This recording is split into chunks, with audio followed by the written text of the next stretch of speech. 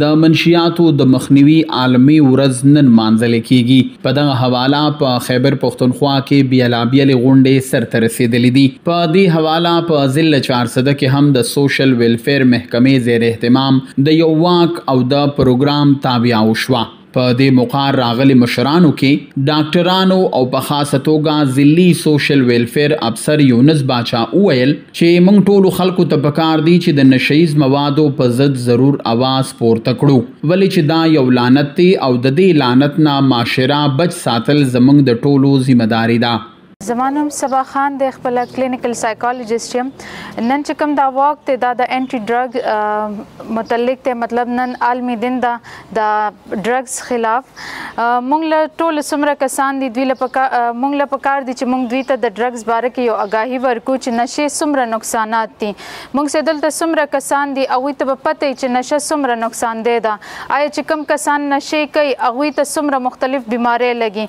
د ټولو پیله خو هغوی ته زیات تر پیشنټ چې د ایچ سی وی ته لګي، کم انجیکټیبل دي، ستنې وهي هغوی ته ایچ آی وي لګي، نور داسې ډېرې بیمارۍ دي چې نشو نه لګي. نشې سره سره یو انسان چې کم نشه کوي صرف هغه انسان نه، هغې نه چې څومره د هغه فیملی ده، د هغه مطلب آس پړوس کې څومره خلک دي نو هغه ټول دوی نه تنګ وي. په وجه د دوی چې څومره کریمینل اکټیویټیز کېږي هغه هم دا ډرګ اډکټ کوي. پکار دا ده چې موږ نشې نه ځان وساتو، نشې خلاف موږ اواز چوت کو چې څومره کسان دي د نشې هغه موږ علاج ته مخې ته کو چې هغوی علاج شي او یو ښه ژوند تیر کړي. عالمي ورځ د منځلې کېږي د منشیاتو خلاف په بین الاقوامي سطح باندې دا ورځ منځلې کېږي. یاره د دې ورځې منځلې کېدو مقصد څه دی؟ د دې ورځې د منځلې کېدو مقصد دا دی چې موږ او تاسو کې پوهه پیدا کړو، موږ او تاسو کې یو پہچان راشي چې یاره د نشې نه څونه نقصانات ملک ته او قوم ته او معاشرې ته ملاویږي او یو خاندان ته چې په هغې کې نشهیي پیدا شي.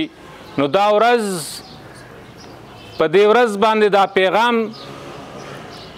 ټول خلکو ته دی چې یاره تاسو کم از کم د خپلو بچو د اهمیت پته تاسو ته ولګي چې دا ورځ زموږ مور پلار ته دا پته ولګي چې زما د بچي زندگی سونه اهمه ده.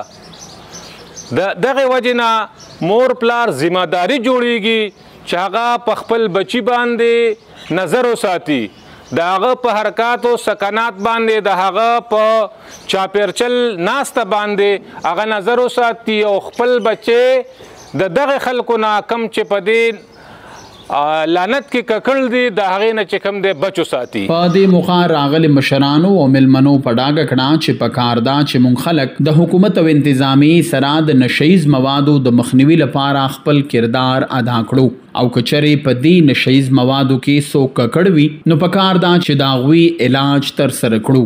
سلمان شاه، پښتونخوا ریډیو، مردان.